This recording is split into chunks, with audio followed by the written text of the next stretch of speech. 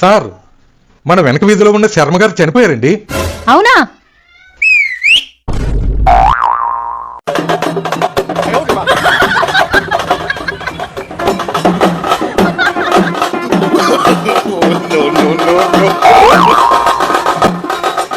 Sir, మీరు కంగారు పడకండి సార్.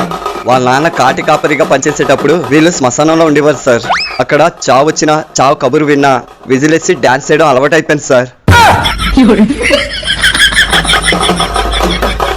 మీటింగ్ అని చెప్పి ఏ నంగ నచ్చుతానో గోవా తిరగడానికి వెళ్తున్నారు. ఇదిగోండి మీ బ్యాగ్.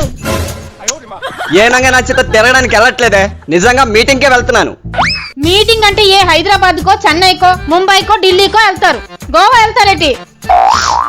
నువ్వు నమ్మట్లేదు కదా, మా సార్కి ఫోన్ చేస్తా, నువ్వే విను. బయలుదేరావా? తొందరగా రా, మీటింగ్ టైం అయిపోతుంది. సార్ వచ్చేస్తున్నాను సార్. విన్నావా? విన్నానండి. ఆ బ్యాగ్ ఒకసారి ఇవ్వండి.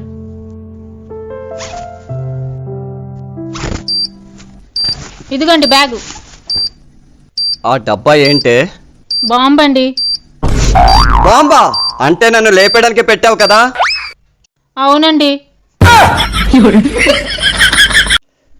ఇదిగో ఈ గుడ్డు తిని ఈ పాలు తాగు. ఇంత సడన్ గా గుడ్డు పాలు ఇస్తున్నారేటండి? ప్రేమగా ఇస్తున్నప్పుడు తినేసి తాగొచ్చు కదా. సరే.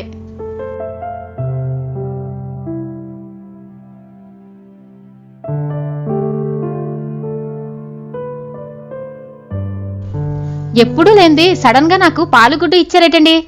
ఏమీ లేదే, ఈ రోజు నాగుల చవితి కదా, పుట్టదాకా వెళ్ళాలంటే బద్ధకంగా ఉంది, అందుకే నీకు ఇచ్చేసాను. మీరింత జరిగిన మారా? ఇప్పటికైనా మారండి. మారాలంటే ఏం చేయాలి? మీకన్నా చిన్నవాళ్ళని చెల్లి అని పిలండి, మీకన్నా పెద్దవాళ్ళని అమ్మ అని పిలండి. అలా మాత్రం పిలవను. ఏ ఎందుకు పిలరు? అలా పిలిస్తే మా నాన్న క్యారెక్టర్ బ్యాడ్ అవుద్ది.